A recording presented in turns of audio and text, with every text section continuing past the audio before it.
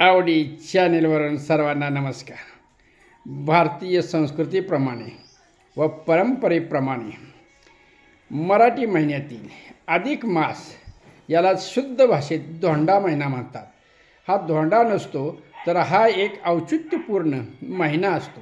या महिन्यामध्ये जावई, लेक, आई इत्यादी जे काही नातेसंबंध असतात, या महिन्यामध्ये हे नातेसंबंध अधिक दृढ होतात.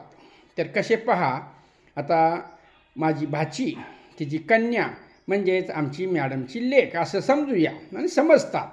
आणि ही आपल्या आईसाठी अधिक मासचं वाहन दान करायला आलेली आहे.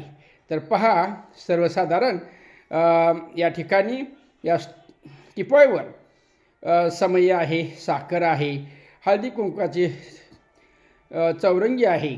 शिवाय आईसाठी साडी, टावेल, टोपी वगैरे, नारळ, श्रीफळ आणि गुलाबाच्या फुलांनी त्यांनी सजावट केलेली आहे. शिवाय आईसाठी पावडरचा डबा आणि नख पॉलिश, टिकली वगैरे वगैरे हे जे काही स्त्रियांचं जे आवडतं साहित्य असतं, सौंदर्य प्रसाधने ते घेऊन आलेले आहेत. अक्षता देखील आहेत. आता बघूया हा अधिक मास कशा प्रकारे मुलीकडून आईला दान केला जातो ते आपण पाहूया. अधिक मासातील लेकीकडून आईला दान देण्याचं कार्यक्रम सुरू आहे. पहा, लेक पहिल्यांदा आपल्या आईचं पाद्यपूजन करत आहे. त्यानंतर जलानं पाण्यानं पाय धुतलेले अक्षदा पायावरती वाहत आहे. शिवाय हळदी कुंकूही लावलं जाणार आहे. या कन्येची आई म्हणजेच आवडी चॅनेलच्या सर्वांच्या सौभाग्यवती. ते पूजन झाल्यानंतर स्वाती कन्या आपल्या आईला हळदी कुंकू लावण्याचं कार्यक्रम करत आहेत. आईला उदंड आयुष्य मिळो म्हणून कन्या आपल्या आईचं औक्षण करत आहे. स्वाती, ओके, छान, व्हेरी गुड. औक्षणातील अक्षतांचा हा एक महत्त्वाचा भाग. पहा, अशा प्रकारे आईच्या अंगावरती हे तांदूळ याप्रमाणे केले जातात. बघा, डोक्यावर देखील हे केलेलं अक्षता वाहिलेले आहेत. म्हणजे एकंदरीत अक्षतांचं वाहन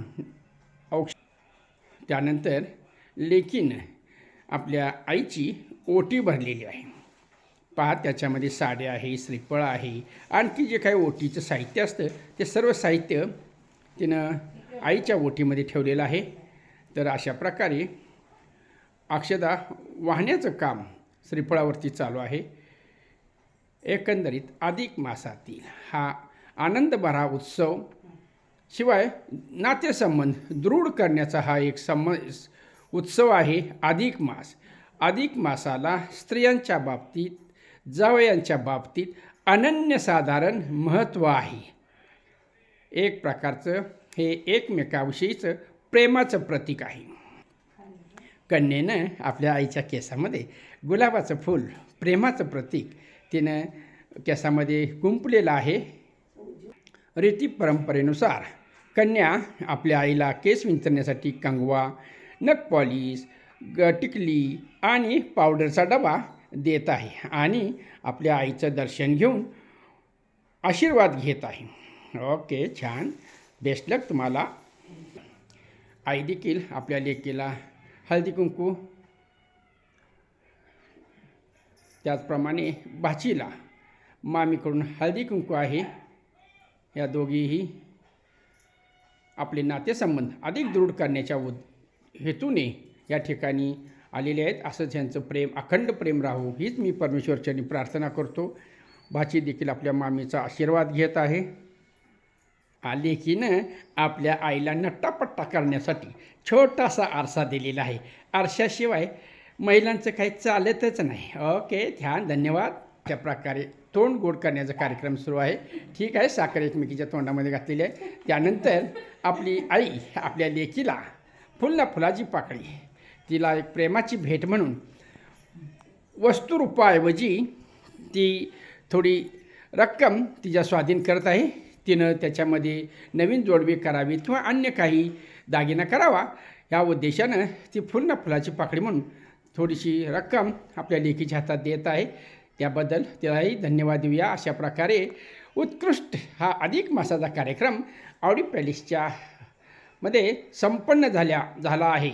ओके, जय हिंद, जय महाराष्ट्र.